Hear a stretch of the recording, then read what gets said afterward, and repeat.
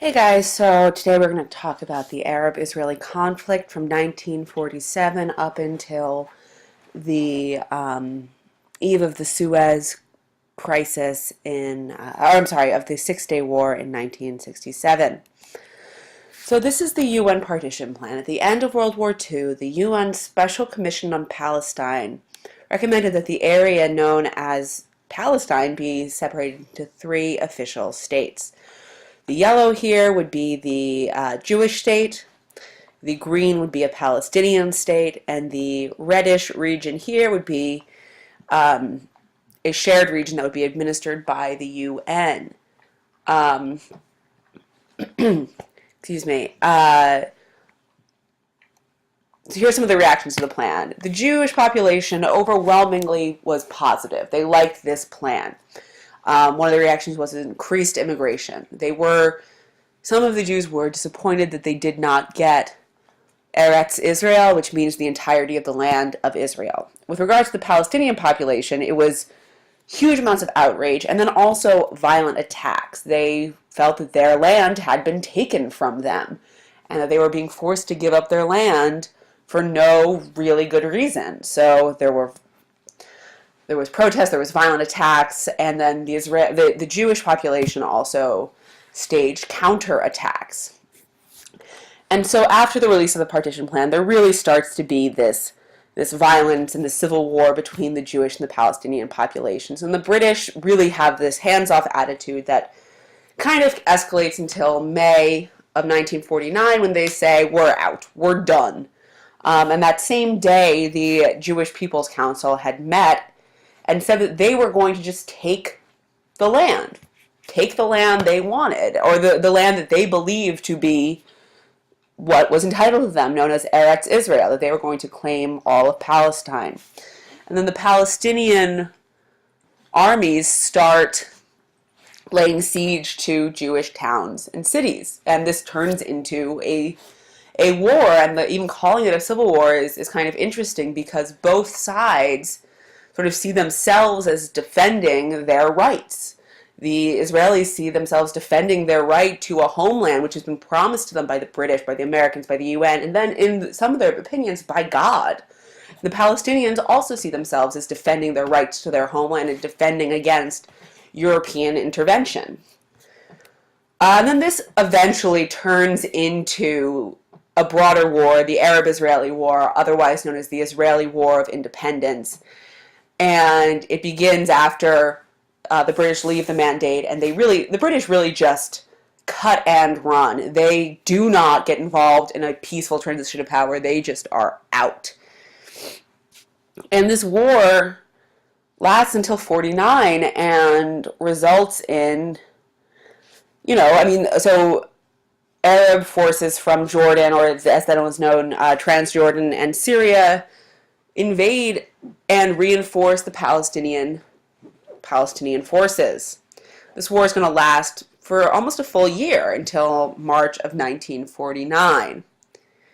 So some of the results of the Arab-Israeli War, which is 700,000, I've seen it actually estimated 700,000 to 750,000 Palestinians are forced to leave their homeland, and about 700,000 Jews immigrate to Israel, and about about 1/3 of those incoming immigrants are Jews who've been expelled from neighboring Arab states. So all the Jews that were in Iraq, Syria, Jordan, and Lebanon have been kicked out.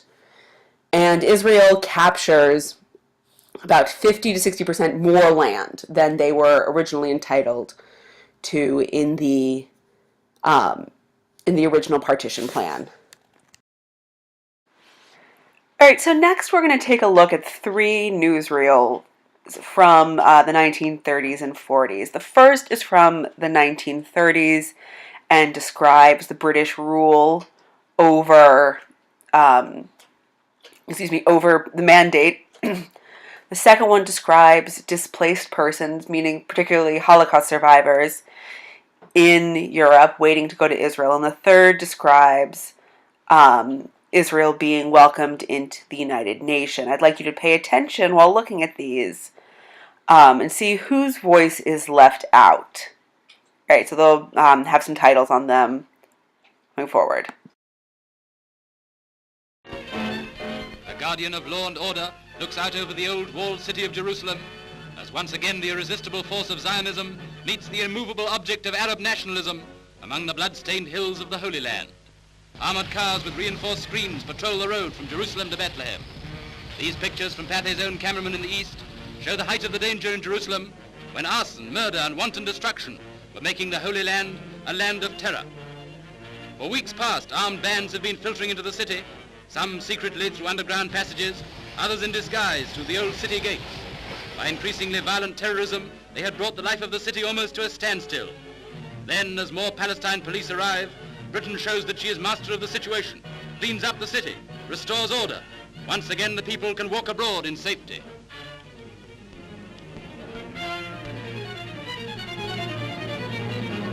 In the narrow streets of the Arab city, the bazaars reopen. Peace reigns again. Yet so careful has Britain's army been to avoid unnecessary violence that in 2 days of continuous skirmishing, only 9 people were killed.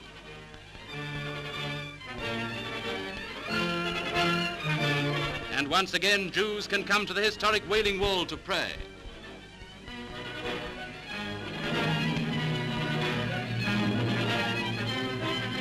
But behind the outward peace lies still the threat of rebellion and disorder. Britain still stands by.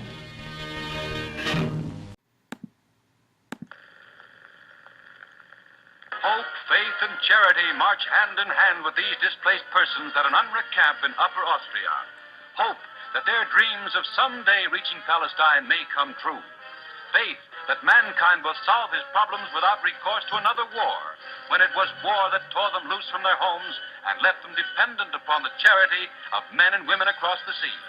Their problem is a world's problem. There are 1,500 DPs, displaced persons, in this camp, which is but one of many. Eagerly, they scan their bulletin board for world news. Any letters, any news from Palestine? As they wait and wonder, their children learn the language of people who are helping them. An uncle to us is a godfather to them.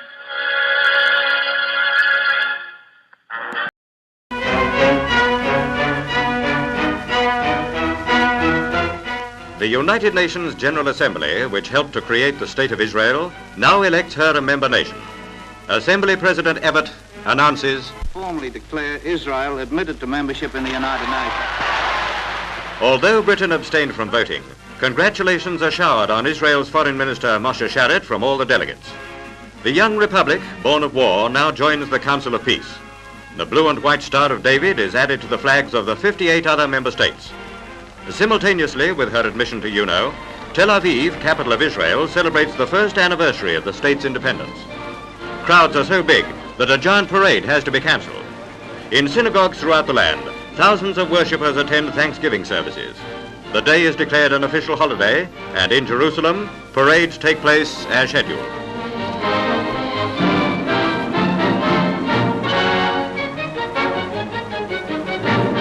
The milling throngs keep their good spirits despite the crush. They salute the men and women who helped build a new democratic state.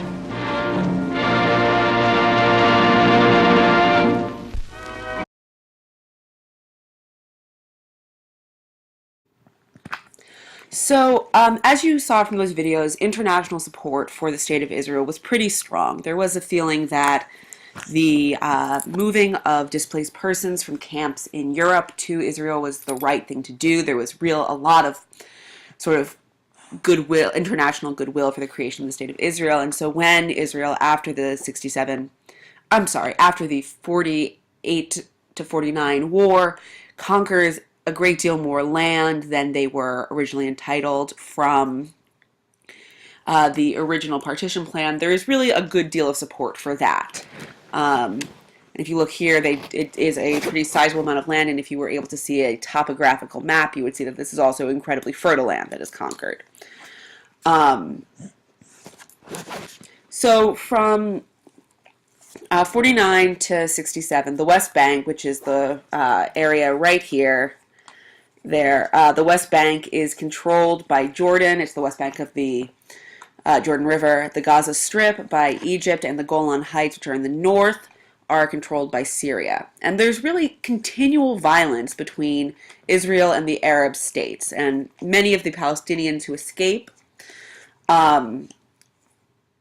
to Arab states, and there are sort of this wave of guerrilla insurgents or infiltrators who travel over the border into Israel and commit terroristic violence. And it's approximately 280 Israeli civilians and about 250 Israeli military are killed by these infiltrators, and in retaliation, the Israeli army attacks villages that are believed to be supporting or hiding these insurgents. There's also just attacks that are strategic in value. It's estimated that about 2,500 to 7,000 Arab infiltrators are killed during this time, although it's really unclear if all of them were infiltrators. Some were people who were trying to find work or were just traveling. And there are Palestinian civilians who are killed in Israeli army attacks as well, but there are no hard numbers on those. So, I mean, it's really a state of active or simmering war. There's no lasting peace in this time period. And in the early 60s, an environment of increasing tension. So I'm going to actually play, so in 1956, the president of Egypt, who is named Nasser, he takes control of the Suez Canal, which is an incredibly important canal that connects the Red Sea and the Mediterranean. So it is essential for shipping routes. So even though it is in Egypt and thousands and thousands of Egyptians died while building it, it is controlled by a European corporation. So in 56, the president of Egypt nationalizes the canal, and by nationalizing it, basically says it's ours now, too bad. The leader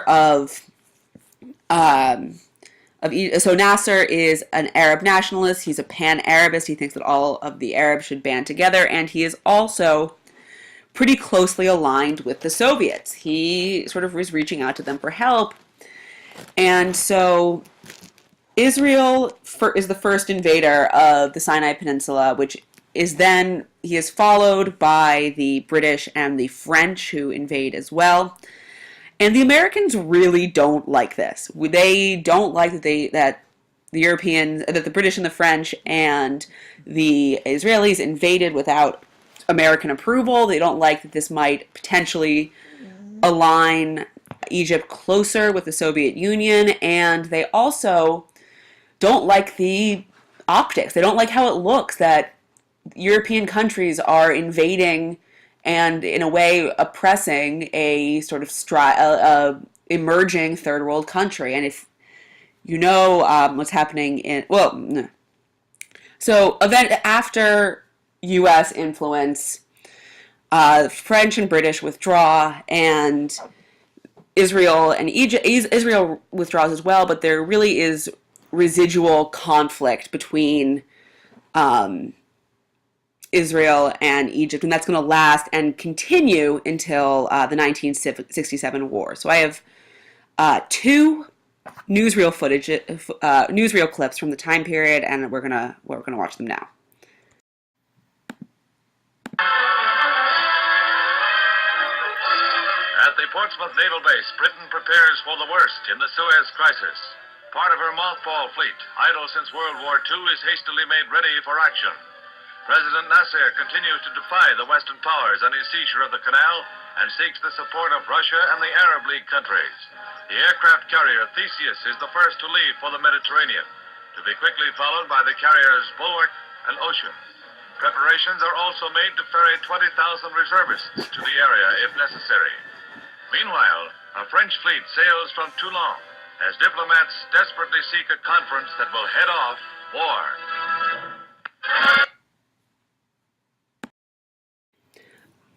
So as I mentioned earlier, it's about we're going to talk now about how essentially the Arab world responds to the state of Israel. So it's approximately 711,000 Palestinians, which is the vast majority of the Palestinian population, become refugees in 48. And then they go to other Arab countries, and some do remain in Israel, or in the land that's controlled by Israel in Gaza or the West Bank, but many do escape to other places. And now the descendants of those refugees are about 5 million people, which is going to become an issue in the future when negotiating a settlement between Israel and Palestine. And the Arab states who accept Palestinian refugees refuse to offer them citizenship, keeping most of them in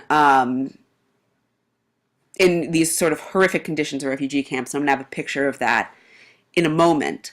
But by not giving them citizenship, there is a political benefit, which is that if the Palestinians accepted new citizenship of Syria or Lebanon or Jordan, they would be essentially giving up their right to return to Palestine. And that it's 3 million of those refugees remain in refugee camps in Syria, Lebanon, and Jordan, while 2 million are in refugee camps in Gaza and the West Bank. And those people make up about half of the population of Gaza and the West Bank. So in the 1960s, there is a rise in sort of these political movements that will address the issues facing the Arab world. And the three we're going to talk about right now are the PLO, Fatah, and the Ba'ath Party.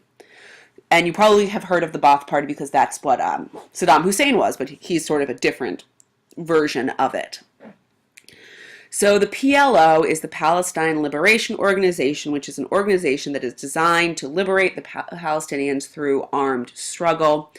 It is essentially the governing body of the Palestinians until 1993, at which point it is replaced with the Palestinian Authority. They're a legislative body, they're the government. And the largest group within the PLO is Fatah, and now they sort of mean roughly the same thing. But Fatah is based in the West Bank. They still have power there. It is ideologically secular. They are not Islamic extremists. Their belief is secular, political. They're not doing this out of religious reasons. They are doing this out of political reasons, and they are designed really, they're not, their first reaction is not always violence, but they're also not opposed to violence. They are sort of into the idea of using guerrilla force, and eventually both the PLO and Fatah are going to start using more and more violence, especially in the 1970s. And then the Ba'ath Party is a political party. It is a pan-Arab movement, this idea of uniting all the Arab people. They are opposed to imperialism and Western capitalism. They're really closely aligned with the Soviets, and they support the Palestinian cause. It's sort of and essentially all these groups and all of the Arab states with this pan-Arab movement are advocating for the destruction and the dismantling of the state of Israel. So this, by the mid-60s, has turned into an existential conflict. Does Israel have the right to exist as a state? And that's what both sides are really arguing over. And does Israel's right to exist as a state give it other rights as well? So on the eve of the Six-Day War, the Six-Day War is one of those interesting wars throughout history where there's no real cause for it. It's not like one side did this and the other side retaliated. It's that there was a decade of increasing and simmering tension between Israel and the other, and then the Arab states. So there was never a clear peace agreement to end the Suez Crisis between Israel and Egypt. So they're sort of in this pause, but there's still a lot of tension. There's still sort of threats, and both sides are escalating it. Both sides are using propaganda, using threats to make it more and more intense. Israel feels that they have a right to claim all of the territory included in the 1948 partition, both as designated as an Arab state and designated as Israel, and they feel that the Golan Heights in the north are theirs, so they'll often send forces into the Golan Heights to occupy, to eventually claim as part of the state. Israel also believes that it has the right to the West Bank, that it has the right to, and that the phrase is Eretz Israel, to all of Israel. There's also a resource war that is sort of very tense. There's this idea that, well, there's a plan by the Arab states to divert water from Israel, which would reduce the water resources of Israel by about 10 to 12%, which, when you think about where Israel is in the world, you know, to the east it has the Mediterranean Sea, but it's really, you know, quite a bit of it is quite arid, so they do need access to that water.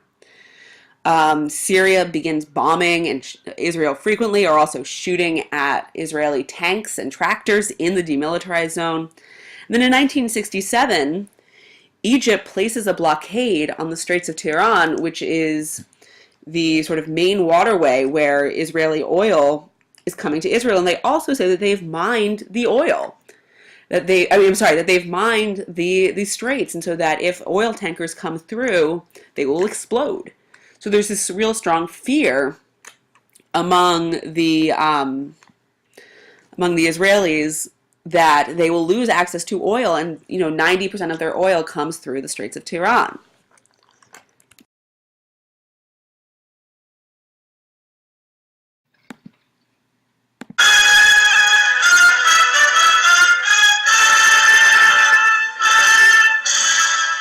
On the border between Israel and Egypt, a troop of Israeli frontier guards patrol a troubled area.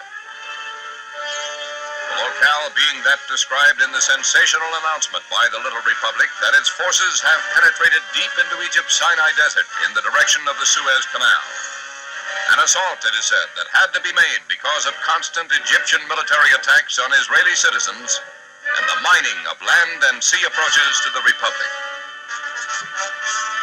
It's a time of border trouble for Israel, and another incident on the Jordanian frontier results in a roundup of Arab infiltrators.